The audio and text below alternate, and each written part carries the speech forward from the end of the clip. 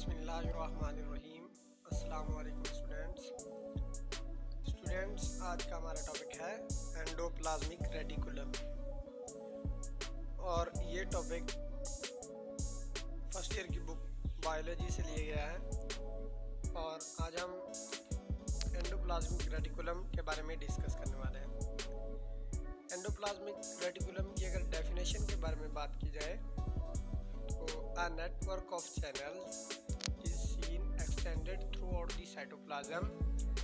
These channels are often continuous with plasma membrane and also appear in contact with the nuclear membrane. This entire system of channels is called the endoplasmic reticulum.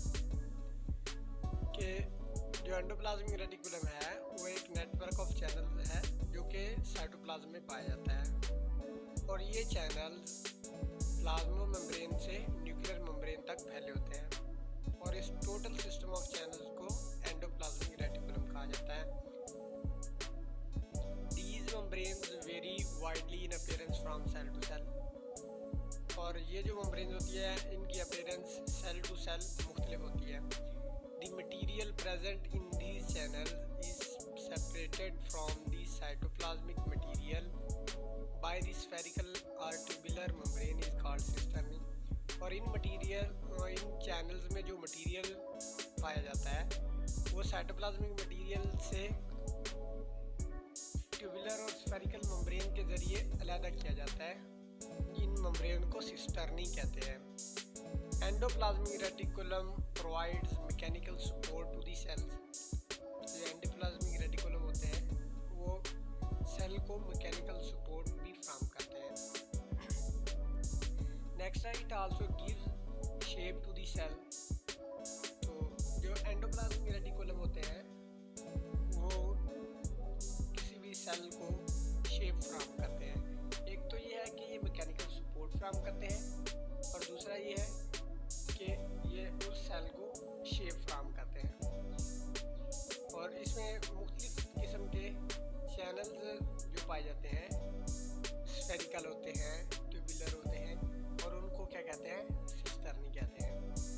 अब next अगर इनकी types की बात की जाए तो there are two types of endoplasmic reticulum, जिसमें आता है कि rough endoplasmic reticulum, next smooth endoplasmic reticulum. और अब इनकी मज़ीद डेफिनेशन के बारे में पढ़ते हैं कि रफ एंडोप्लाज्मिक रेटिकुलम क्या होता है और स्मूथ एंडोप्लाज्मिक रेटिकुलम क्या होता है। रफ एंडोप्लाज्मिक रेटिकुलम क्या है?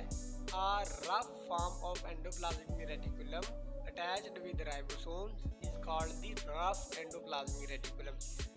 The rough surfaced endoplasmic reticulum is involved in the synthesis of protein. और जो रफ एंडोप्लाज्मिक रेटिकुलम होता है वो सिंथेसिस ऑफ प्रोटीन में इन्वॉल्व होता है। नेक्स्ट है all the types of protein are involve in this formation, कि तमाम की तमाम किस्म की जो प्रोटीन फॉर्मेशन है वो रफ एंडोप्लाज्मिक रेटिकुलम में पाई जाती है। नेक्स्ट है after the formation of protein it is exported out the cytoplasm, कि जो प्रोटीन रफ एंडोप्लाज्म में बनती है और उन तमाम प्रोटीन को साइटोप्लाज्म से out of the cytoplasm transport भी किया जाता है। रफ एंडोप्लाज्मिक रेटिकुलम के फंक्शन में क्या क्या है?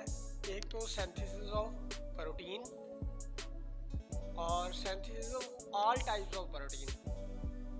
नेक्स्ट है कि after the formation of protein it is exported out the cytoplasm.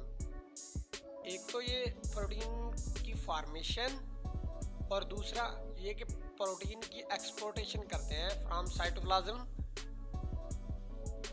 To other cells, कि एक सेल से दूसरे सेल में ये प्रोटीन की ट्रांसपोर्टेशन में का काम सर अंजाम देते हैं। नेक्स्ट है स्मूथ एंडोप्लाज्मिक रेटिकुलम। अगर स्मूथ एंडोप्लाज्मिक रेटिकुलम की बात की जाए तो smooth endoplasmic reticulum without attached ribosomes is called smooth endoplasmic reticulum। ऐसे एंडोप्लाज्मिक रेटिकुलम जिनके साथ राइबोसोम्स अटैच्ड नहीं होते और उनकी जो सरफेस होती है वो स्मूथ होती है, स्मूथ एंडोप्लाज्मिक रेटिकुलम कहलाते हैं। नेक्स्ट है the smooth surfaced endoplasmic reticulum helps in metabolism of number of different types of molecule particularly lipids.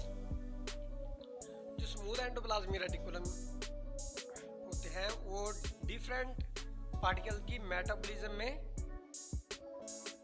काम सर अंजाम देते हैं, जैसे कि लिपिड्स की मेटाबॉलिज्म में काम सर अंजाम देते हैं स्मूथ एंडोप्लाज्मिक रेटिकुलम। नेक्स्ट है they also help in detoxify the harmful drugs, और ये मुख्तलिफ किस्म की हार्मफुल ड्रग्स को डिटॉक्सिफाई करते हैं।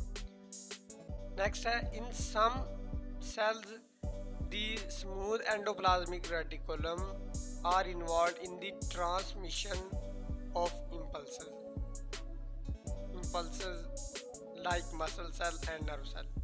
और जो स्मूथ एंडोप्लाज्मिक रेटिकुलम होते हैं वो ट्रांसमिशन ऑफ इम्पल्सेस में भी काम करते हैं, जैसे कि मसल सेल्स, नर्व सेल्स, इन सब में इम्पल्सेस की ट्रांसमिशन होती है और वो स्मूथ एंडोप्लाज्मिक रेटिकुलम के ज़रिए होती है। अब नेक्स्ट है smooth endoplasmic reticulum is also involved in the important role of transport of material from one part of the cell to the other part of the cell. कि जो smooth endoplasmic reticulum होते हैं वो transport of material में भी involve होते हैं, एक सेल से दूसरे सेल में। अब इनकी अगर इस टॉपिक के क्वेश्चन की बात की जाए तो इस टॉपिक में 5 क्वेश्चन बनते हैं कि right note on endoplasmic reticulum. ये एक्सटेंसिव क्वेश्चन है कि एंडोप्लाज्मिक रेटिकुलम पे नोट लिखें और इसके लिए आपको ये सारा लिखना पड़ेगा। नेक्स्ट है व्हाट इज सिस्टर्नी। सिस्टर्नी क्या है? तो आपने पढ़ा कि जो ऐसे चैनल्स जो एंडोप्लाज्मिक रेटिकुलम के मटेरियल को साइटोप्लाज्मिक रेटिकुलम के मटेरियल से अलग करते हैं वो क्या कहलाते हैं? सिस्टर्नी। नेक्स्ट है give the types of endoplasmic reticulum. आपको टाइप्स लिखनी है। Give the function of smooth endoplasmic reticulum.